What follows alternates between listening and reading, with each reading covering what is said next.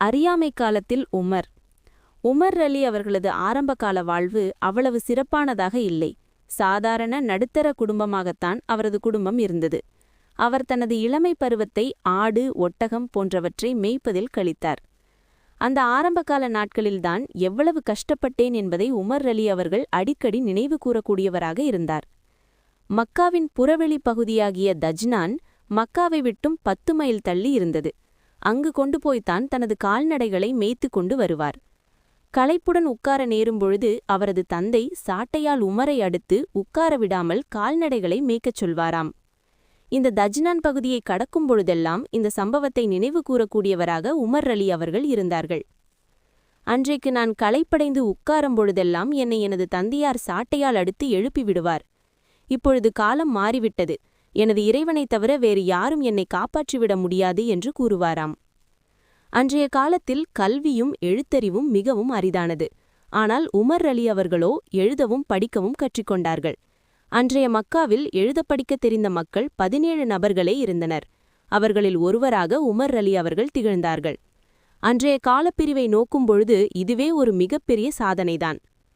Umar அலி அவர்களுடைய தகப்பனார் ஒருவருடைய பரம்பரையை தொகுத்து வழங்குவதில் மிகவும் பிரசித்தி பெற்றவர். தந்தையாருடைய அந்த திறமையின் அடிப்படையில் தந்தையாரிடம் ஆரம்ப கல்வியை கற்றார்.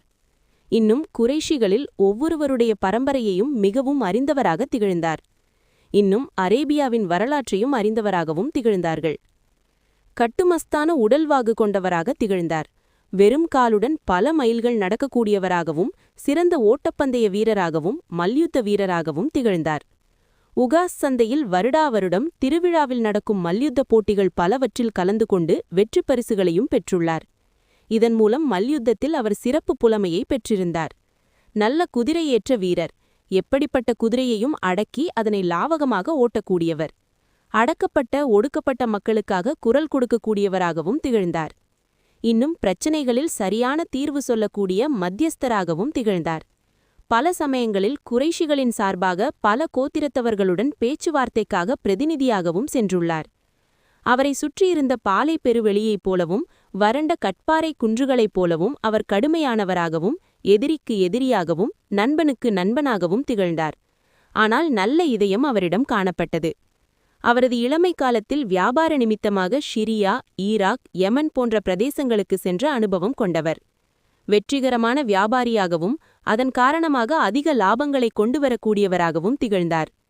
உமர் அலி அவர்கள் மக்காவை விட்டு கிளம்பும் பொழுது குறைஷிகளில் இருந்த மிகப்பெரிய பணக்காரர்களில் அவரும் ஒருவராக திகழ்ந்தார் என்பது குறிப்பிடத்தக்கது. உமர் அலி அவர்களுக்கு 3 மனைவிமார்கள் இருந்தனர். முதலாவது மனைவியின் பெயர் கரிபா பின்த் அபி உமையா அல் மக்சூமி. இவர் உமர் அலி அவர்களுடைய தாய்மொழி சொந்தமுடையவர். இவர் அன்றைய தினம் மக்காவில் இருந்த பெண்களிலேயே மிகவும் அழகானவர். இரண்டாவது மனைவியின் பெயர் ஜெய்னப் பின் மாசியூன். இவர் இறைத்தூதர் அவர்களின் ஆரம்பகால தோழரான உத்மான் பின் மாசியூன் ரலி அவர்களின் தங்கையாவார். இவருக்கு அப்துல்லா மற்றும் ஹப்சா என்ற 2 குழந்தைகள் பிறந்தன. மூன்றாவது மனைவியின் பெயர் மலைக்கா பின்த் ஜாருல் அல் குசை. இவர் உம்மு குல்தூம் என்றும் அழைக்கப்பட்டார்கள்.